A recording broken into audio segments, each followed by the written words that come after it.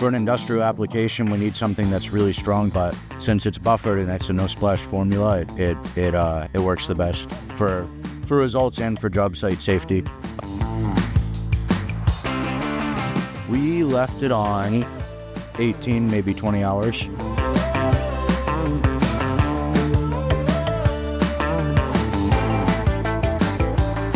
We started like 11 yesterday, 11 in the morning, and then came in at 7:30 today.